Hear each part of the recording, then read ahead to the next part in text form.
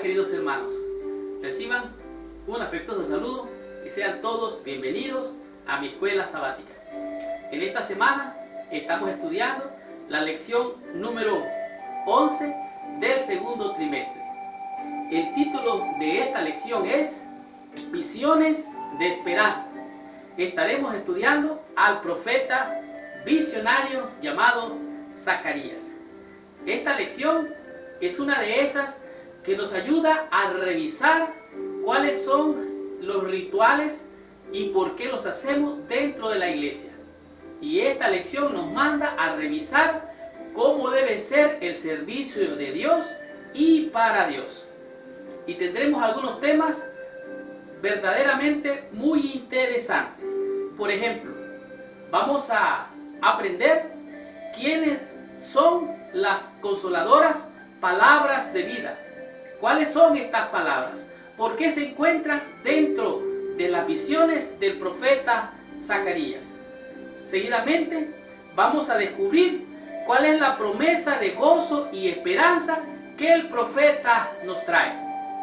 Seguidamente vamos a aprender también cómo es la disposición de Dios para con el pecador. ¿Cuál es la actitud de Dios en contra o a favor del pecador? Eso vamos a estar estudiando durante toda esta semana. Y como si fuera poco, también vamos a comprender qué es el secreto para lograr victoria tras victoria. ¿Cuál es ese secreto? ¿Cuál es esa arma secreta? Esta semana vamos a estar estudiándolo en esta lección. Y para terminar, vamos a hacer una revisión bien exhaustiva. El tema es ¿cuándo debemos ayunar y cuándo no hay que hacerlo? En esta semana vamos a revisar cuál es nuestra conducta y rituales dentro de la iglesia para hacer un servicio agradable a nuestro Señor. Estudiemos la lección de esta semana y recibamos la bendición de nuestro Padre Celestial. Muy bien, el versículo base a memorizar para la lección de esta semana se encuentra en el libro de Zacarías, el profeta, en el capítulo número 3, el verso número 10. Y la Biblia dice así: en aquel día, dice Jehová de los ejércitos, cada uno de vosotros convidará a su compañero debajo de su vid y debajo de su higuera.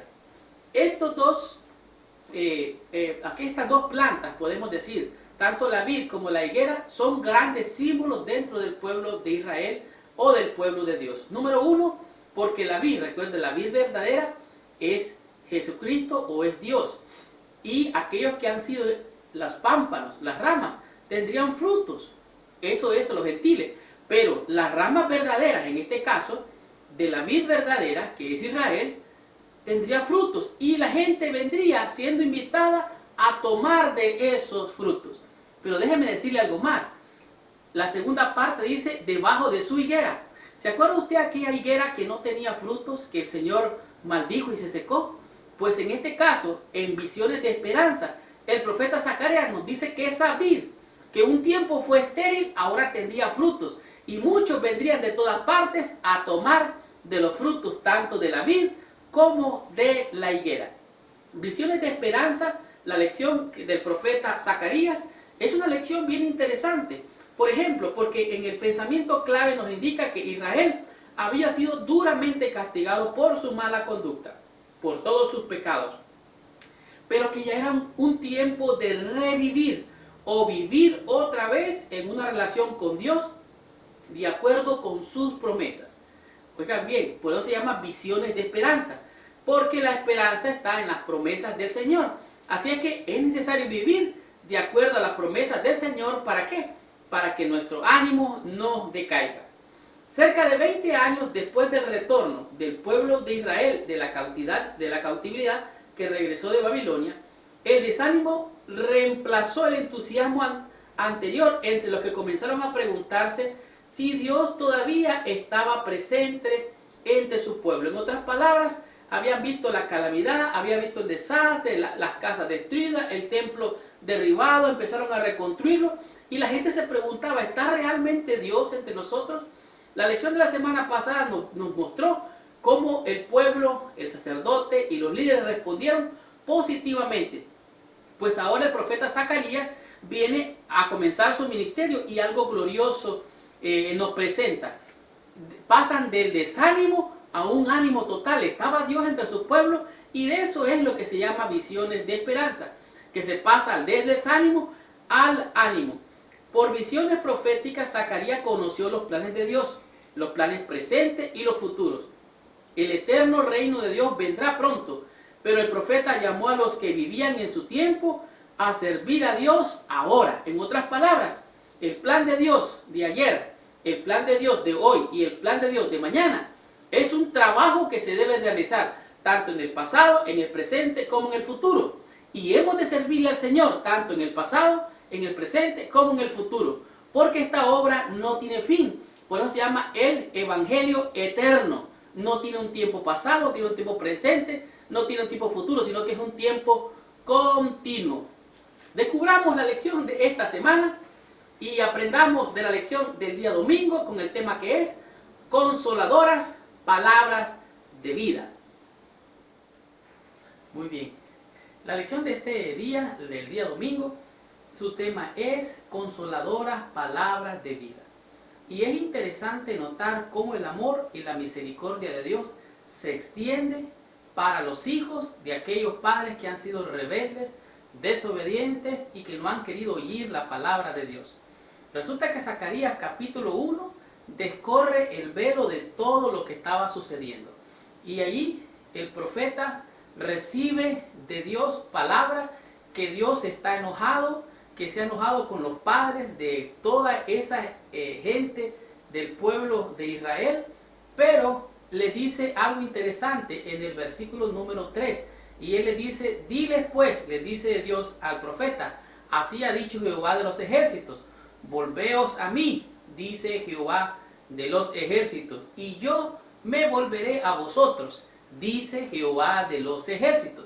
Mire, cuando está diciendo que dice Jehová de los ejércitos, Dios está poniendo su firma y la pone allí 3 veces. Comienza diciendo, dice Jehová de los ejércitos, volveos a mí, yo me volveré a vosotros, dice Jehová de los ejércitos, y otra vez dice Jehová de los ejércitos. El retorno de los exiliados de Babilonia encendió el gozo en los corazones del pueblo remanente, pero el retorno también provocó ansiedad. ¿Estarían seguros en la tierra o vendrían otra vez los enemigos para acosarlos? Esa es una pregunta con la que termina la primera parte. Resulta que el profeta ve la visión, y en la visión que él mira que vienen unos caballos. Bueno, viene uno primero cabalgando en un caballo, dice alazán, pero además de eso vienen un montón de caballos más que están corriendo entre los mirtos. Oye, y cuando habla de que vienen caballos corriendo, lo que el profeta asocia en su visión es, Señor, esto me asusta. Señor, más calamidad, más desastre. Acabamos de venir de la cautividad, estamos tratando de reconstruir y ahora vienen más ejércitos. Oye, Señor, esto está tremendo. Y entonces se sacude el profeta, pero Dios le dice, ¿sabe qué? Yo tengo el control del futuro, no te preocupes. Si un ángel se presenta y le revela de qué se trata la visión. Pero la visión se la muestra más ampliamente. Los caballos están recorriendo, pero en vez de encontrar violencia, encuentra que está todo en paz, pacífico, en reposo. Pero dice que después de eso, mira 4 cuernos. Y que estos 4 cuernos, como ustedes saben, representan reyes. Pero ¿saben qué? Estos 4 cuernos parecen también reposados y están como quien dice, después de haber maltratado al pueblo de Dios, después de haber maltratado al pueblo de Sión, al pueblo de Dios, resulta que en la visión aparecen 4 carpinteros. Y el profeta dice, pero ¿qué es lo que estoy viendo, Señor? No entiendo. Y Dios le manda revelación por el ángel y le dice, mira, estos 4 cuernos, bueno, ya tú sabes, son los que están reposados allí, como los caballos también, pero ¿sabes qué? Vienen 4 carpinteros. Estos 4 carpinteros vienen para destruir a estos 4 cuernos, porque ellos han abusado demasiado. Yo les puse la autoridad para que disciplinaran a mi pueblo, pero se sobrepasaron. Dios es un Dios de celo. Este celo es un celo que se muestra, es un celo de amor. Pero ¿sabe qué? Dios es justicia, Dios es amor, y Él va a traer justicia y compasión para su pueblo. Por eso Él dice, volveos a mí, y yo me volveré a vosotros. O en otras palabras, reconciliémonos, mutuamente, vuélvate a mí y yo me vuelvo a ti. Es una manera de reconciliación. Zacarías vio un ángel de Dios y dijo, ¿hasta cuándo, Señor? ¿Hasta cuándo? Era una expresión de angustia, una expresión de dolor, una expresión de desesperación. La respuesta a la pregunta vino directamente por medio del ángel, el intérprete, que luego la pasó al profeta. Contenía palabras que prometían la bondad y el consuelo de Dios. Por eso eran palabras de vida. Aunque la visión parecía de violencia, el profeta se exasperó, se asustó y dijo, ¿hasta cuándo? Y Dios le dice, hey, tranquilo, tranquilo, yo estoy al control, yo tengo el futuro en mis manos. Déjame decirte que si ellos se vuelven a mí, yo me volveré a ellos y vamos a reconciliarnos, vamos a estar en amor. Dios comisionó al profeta para que proclamara. Su propósito era que volvieran a Jerusalén con compasión. Dios consolaría a Sión, mientras su enojo sería dirigido a sus enemigos. Jerusalén sería restaurada y otra vez sería la morada de Dios. Las palabras que traía el profeta eran palabras de vida, palabras de consolación, palabras de esperanza. Dios es amor, Dios tiene celo también, pero Él es justicia y compasión para todos aquellos que se vuelven a Él de corazón. Continuemos con la lección de esta semana, estudiemos y descubramos qué nos dice la lección del día lunes con el tema que es El Señor viene. Este día tenemos una lección que nos brinda grande esperanza. ¿Por qué? Porque esta lección nos presenta el futuro glorioso de Sión. Como dice la lección, la hija de Sión. El dramático retorno de Dios para habitar en la casa reconstruida causa alabanza a quienes han regresado del exilio. Solo ustedes pónganse a pensar, el regreso había sido triste, todo había estado desolado.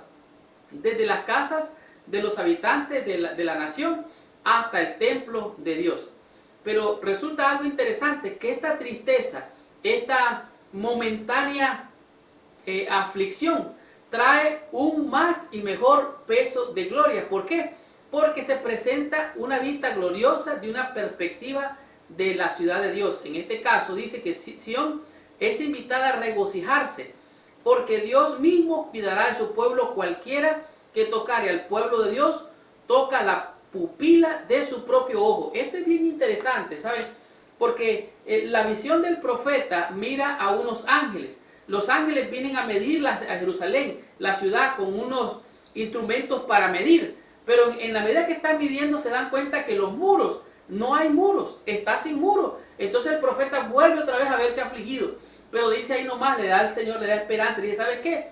No te preocupes que no hay muros, porque yo mismo, Jehová Dios, soy el muro que protege esta nación o esta ciudad.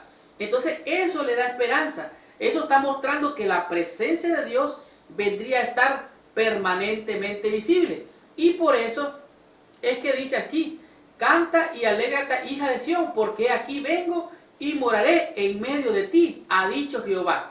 De hecho, el versículo 8 dice, porque así ha dicho Jehová de los ejércitos, tras la gloria me enviará Él a las naciones que os despojaron, porque el que os toca, toca la niña de su ojo. En otras palabras, el pueblo de Dios había sido desolado, había sido maltratado, había sido arado, había sido rayado.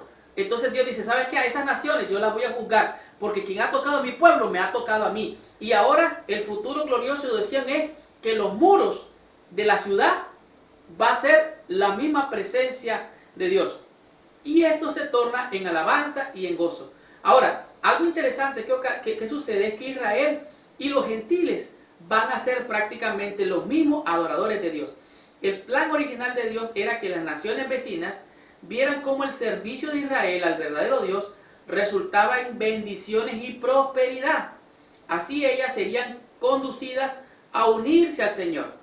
Al ver que la nación, el pueblo de Dios, tenía la bendición, las naciones paganas vendrían a buscar esa bendición. Y los israelitas, el pueblo de Dios, tendría que decirle que la bendición venía de Jehová.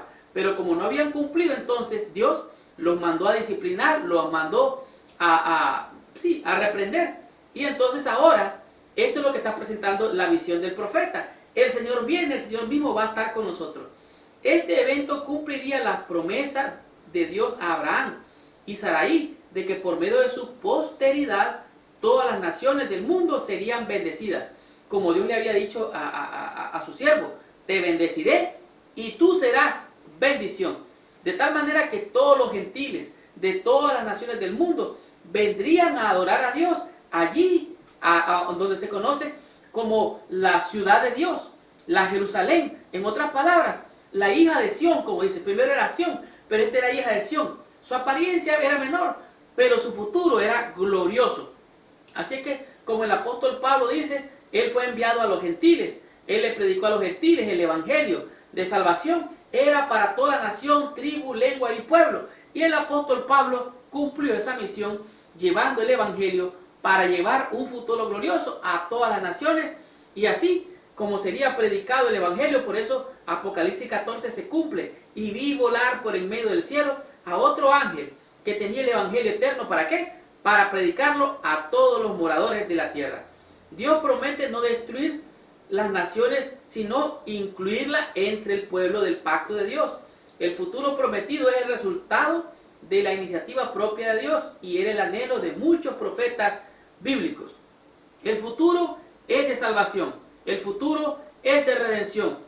La única manera que hay que hacer para que esto se cumpla es predicar de que el Señor viene, es dar a conocer las buenas nuevas de salvación, es a saber decirle a la gente que Dios vive y reina por los siglos de los siglos y que muy pronto el Señor viene. Continuemos con la lección de esta semana, disfrutemos y aprendamos de la lección del día martes con el tema que es la disposición de Dios a perdonar. La lección del día martes es una lección poderosa porque en ella se encuentra, podemos decir, encerrado todo lo que es el mensaje del Evangelio.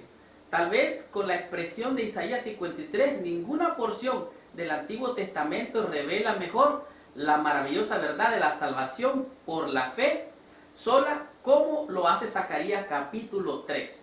En realidad, en este capítulo se muestra algo impresionante, tanto así que el profeta Zacarías dice, se me mostró al sumo sacerdote Josué, el cual estaba delante del ángel de Jehová, y Satanás estaba allí para acusarlo a la mano derecha. El sumo sacerdote es el más alto nivel de todos los sacerdotes. Ese es el sacerdote prácticamente el que ministra. Y en esta ocasión encontramos de que el sacerdote se encuentra que está vestido, dice, con vestiduras viles. Vestiduras viles significa que tiene inmundicia, que está lleno de maldad, de pecado, que su justicia, que podía ser la del sumo sacerdote, una buena justicia, delante del ángel de Jehová, en realidad él está siendo acusado y el enemigo está allí para acusarlo. El enemigo es un mentiroso, el enemigo es un ladrón, el enemigo su trabajo es acusar con mentiras, con falsas y aún con medias verdades. Él es el acusador de nuestros hermanos. Por lo tanto, aquí vemos al sumo sacerdote vestido vilmente. El enemigo está allí para acusarlo. Lo curioso es de que el enemigo está a la mano derecha. A la mano derecha sería la posición para defender al sumo sacerdote. Pero el enemigo está a la mano derecha para acusar, porque él está vestido de vestiduras viles. Entonces, el ángel dice, y dijo Jehová a Satanás, Jehová te reprenda, oh Satanás. Jehová que ha escogido a Jerusalén te reprenda. ¿No es este un tizón arrebatado del incendio?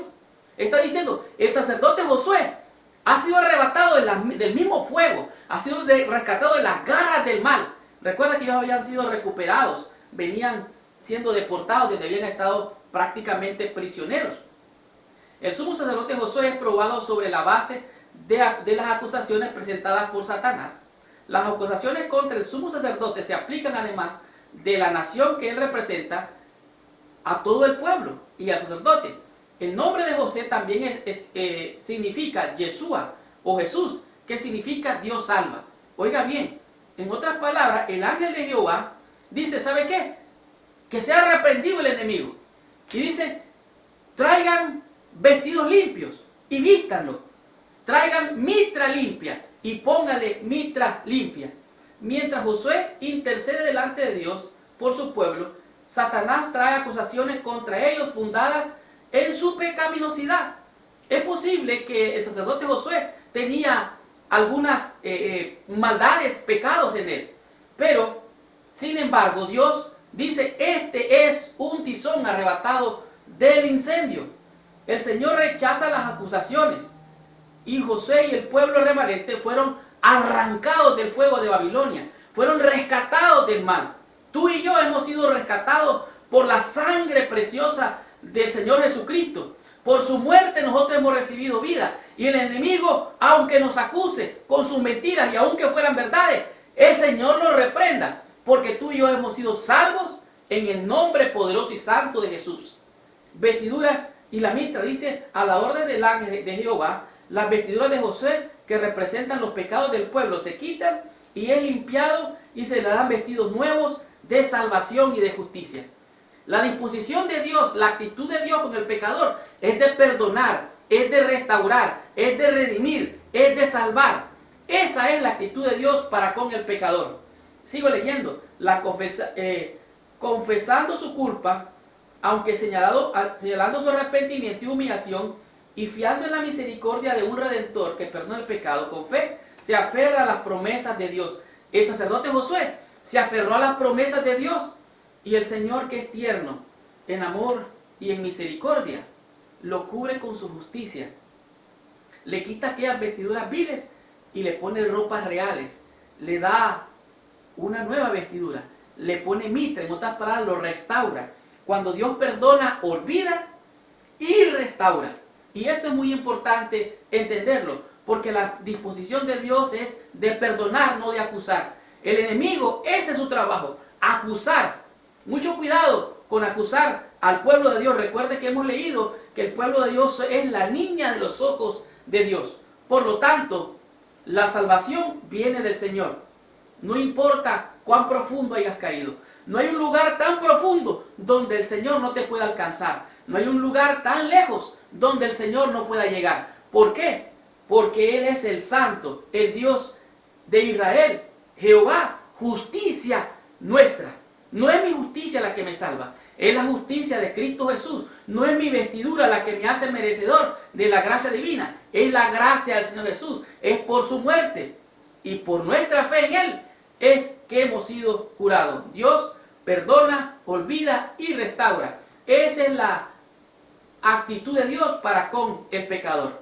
Veamos y disfrutemos de la lección del día miércoles con el tema que es no con fuerza humana. Continuemos con esta lección y recibamos nuestra bendición. Muy bien, en este día tenemos una lección realmente poderosa porque en ella se encuentra la esencia del cumplimiento de la palabra de Dios. Y Zacarías capítulo 4 muestra una serie de símbolos que hasta la actualidad sigue siendo de estudio para muchas personas en diferentes denominaciones e iglesias. Incluso en nuestra iglesia tienen algunas posiciones que difieren de persona a persona, de iglesia en iglesia y de miembro a miembro, aún entre pastores. Resulta que en esta visión Zacarías ve un candelero alimentado por 2 olivos, que se corresponde con el candelabro ubicado en el lugar santo del tabernáculo del desierto. En otras palabras, él estaba viendo 2 olivos, o sea, uno aquí y otro aquí, 2 olivos. Pero de esos 2 olivos salen como unos tubos de oro que a través de ellos vierte aceite que viene de los olivos y llega hasta el candelero. Es algo muy interesante porque se presentan varios símbolos aquí. Pero antes de continuar quiero mencionarles algo interesante. Los métodos, las estrategias y los planes humanos son solo eso. Métodos, estrategias y planes humanos. Realmente Abraham, Dios le dio un plan para él. Ese era el plan de Dios para Abraham. Pero él cambió el plan. Dios le dijo, de ti saldrá el que será prácticamente, tú serás el padre de multitud, de muchedumbres. Pero resultaba que no nacía el hijo de la promesa. Entonces él hizo su propio plan, su propio método y resulta que tuvo un hijo con la sierva. Igualmente Moisés fue llamado para libertar al pueblo de Dios, pero él creyó que con sus fuerzas, en su plan, él creía que Dios iba a liberar al pueblo de Egipto, pero con fuerza humana. Los métodos, las estrategias y los planes de Moisés no funcionaron. ¿Qué diremos de Jacob?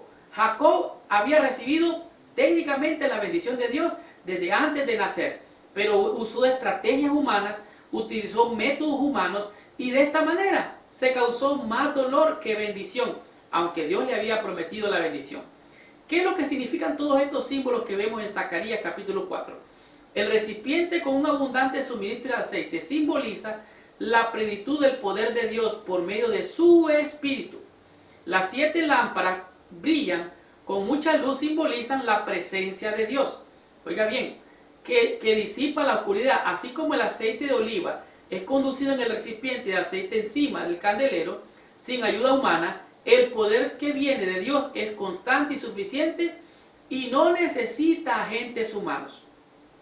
Algunos hermanos en la iglesia y algunos autores, pastores de otras denominaciones y aún dentro de la nuestra, dicen que estos dos olivos representan el Antiguo y el Nuevo Testamento. Otros se atreven aún más y dicen que es la Biblia, uno de los olivos, y el otro es el espíritu de profecía o Ellen G. White. Entonces la pregunta es, ¿qué cosa es esta visión realmente? Bueno, la lección da aquí la respuesta. Al profeta se le dice que representa el candelero, pero podemos decir que los dos árboles de olivo representan a los dos líderes de Judá, Josué y Zorobabel. Esto me impresiona grandemente porque Josué y Zorobabel son los líderes realmente.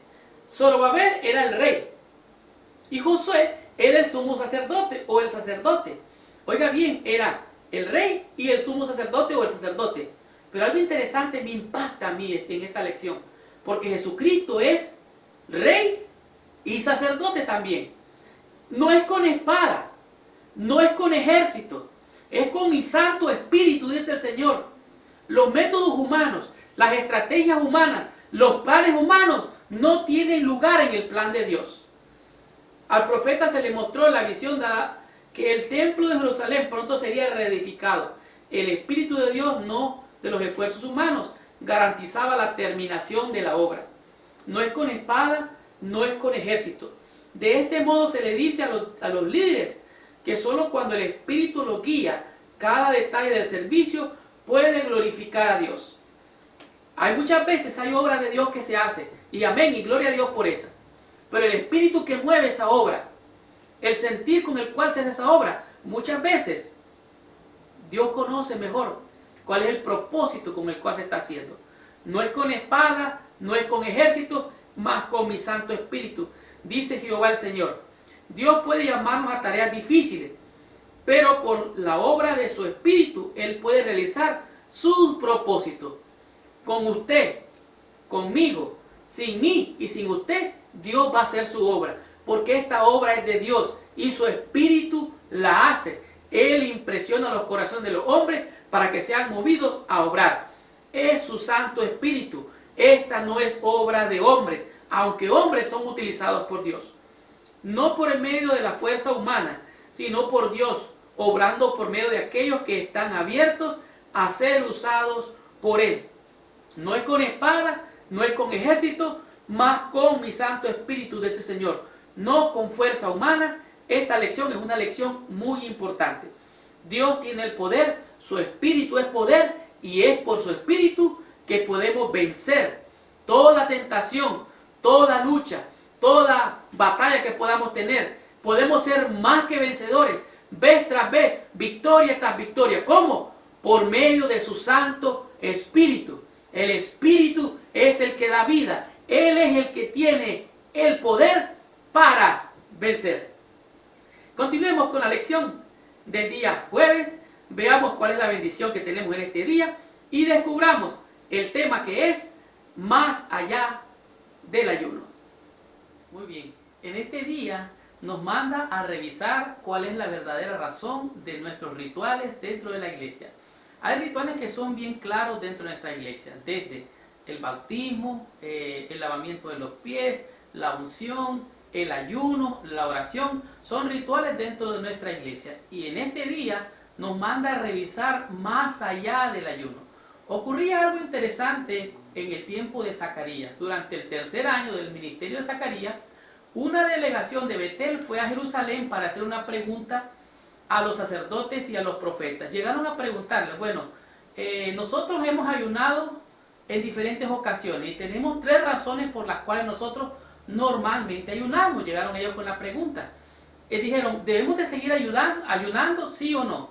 Resulta que habían 3 tipos de ayunos que ellos hacían. El primero era en el 4º mes, el segundo era en el 7º mes y el tercero era en el 10º mes. Y ellos ayunaban primeramente por la destrucción de los muros de Jerusalén. Ellos lloraban y ayunaban. Esa era una expresión de dolor, de angustia. De esa manera ellos demostraban sentir tristeza y congoja por el derrumbe de los muros de Jerusalén. El segundo ayuno lo hacían cuando era el día de la expiación, en señal como de arrepentimiento, de congoja, de tristeza por haber pecado. Y el tercero era en el 10º mes, y este era cuando Jerusalén fue sitiada. Como el exilio ya había concluido y la reconstrucción del templo casi había terminado, la gente se preguntaba si todavía era necesario ayunar en el mes 5º, o sea, además del 4º, seguir ayunando en el mes 5º. Es bien interesante porque Jesús dijo algo, una respuesta con relación al ayuno, y dijo que hay gente que ayunaba, ¿verdad? Y hay gente que no necesitaba ayunar. Los que estaban de bodas, dice, no necesitan estar en ayuno. Los que están de bodas no necesitan estar en ayuno. O sea, los que están de fiestas, de gozo, de alegría, no necesitan ayunar. Los que están de fiesta no necesitan ayunar. Entonces ellos se hacían la pregunta. Encontraban 3 razones por las cuales ayunar. Y me impresiona grandemente la respuesta del profeta, porque es exactamente la respuesta de Isaías 58, el versículo 6 al 8. Y lo voy a leer rápidamente. ¿No es más bien el ayuno que yo escogí, desatar las ligaduras de la impiedad, soltar las cargas de la opresión y dejar libre a los quebrantados, que rompáis todo yugo? ¿No es que partas tu pan con el hambriento y los pobres errantes albergues en casa, que cuando veas al desnudo lo cubras y no te escondas de tu hermano? Entonces, dice el Señor, entonces nacerá tu luz como el alba y tu salvación se dejará ver pronto, e irá tu justicia delante de ti, y la gloria de Jehová será tu retaguardia. El motivo por el cual esta gente ayunaba era para aparentar tristeza. Las razones por las cuales ellos ayunaban era para demostrar que estaban afligidos por todo esto. Entonces el profeta le dice, ¿saben qué? No es ese el propósito del ayuno. Tienen que soltar las ligaduras de la impiedad. Tienen que socorrer al necesitado. Tienen que socorrer a la viuda, al huérfano. Deben de ver a su hermano de otra manera. No deben de verlo con odio, con ira o con enojo en contra de su hermano en su corazón. Es necesario humillarse de verdad y no aparentar con el ayuno. En realidad, algunos ayunaban para presumir, ayunaban para aparentar piedad, y este es un ayuno equivocado. La respuesta de Dios por medio de Zacarías es doble. Primero, era necesario que el pueblo de Dios recordara el pasado, a fin de que no se repitiera. Dios había advertido a los antepasados que Él esperaba que viniesen confianza y obediencia. La apariencia de piedad no era buena. Ellos tendrían que ser piadosos realmente.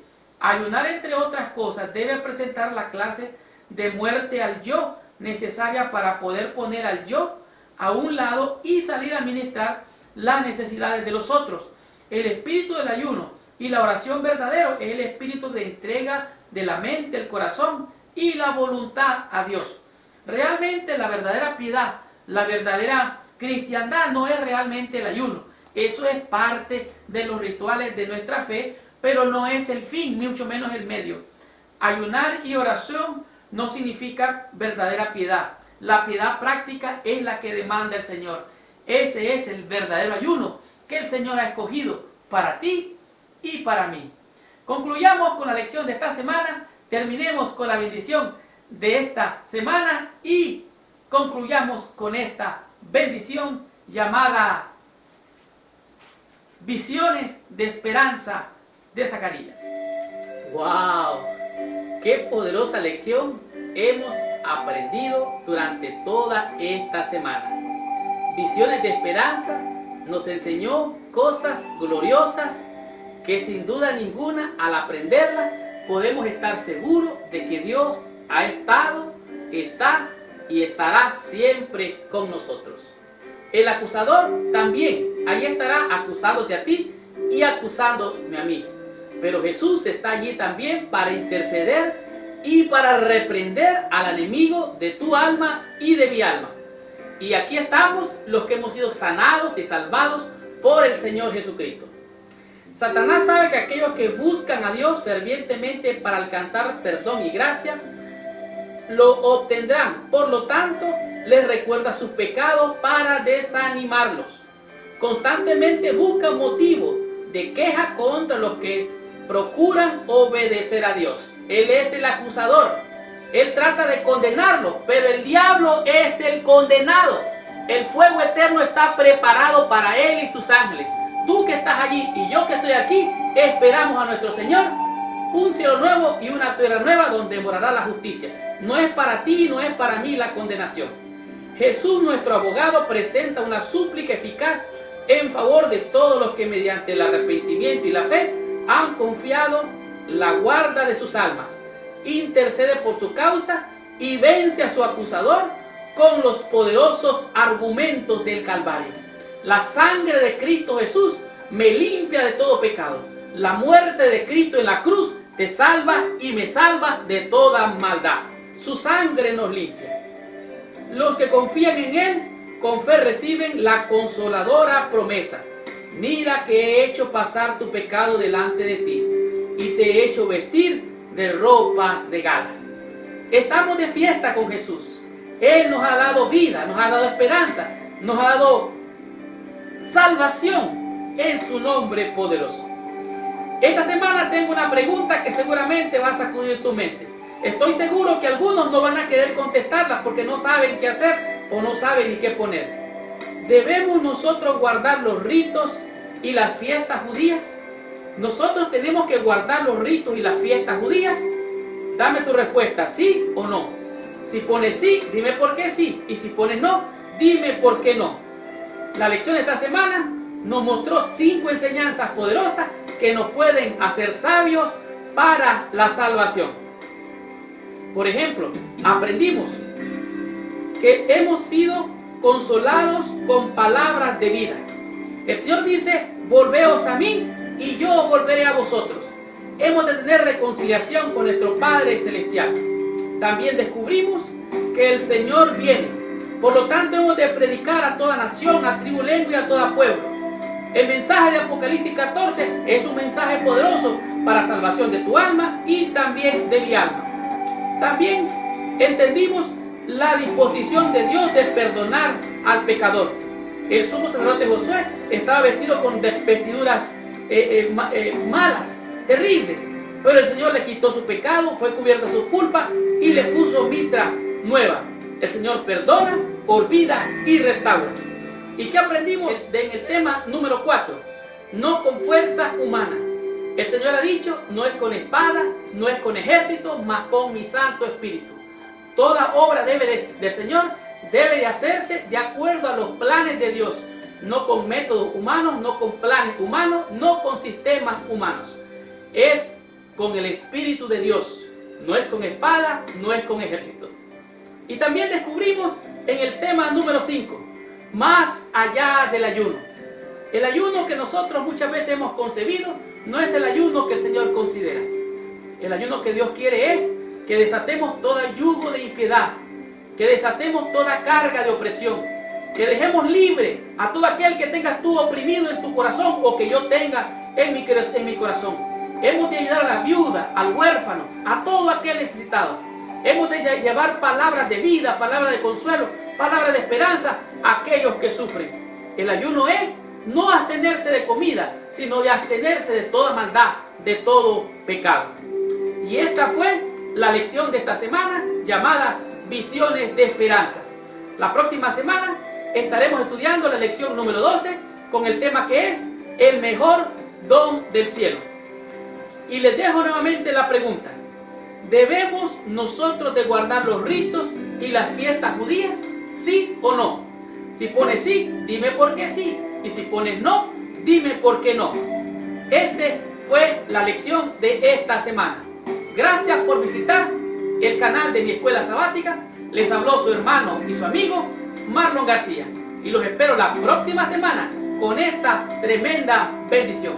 Que el Señor les bendiga y hasta la próxima semana.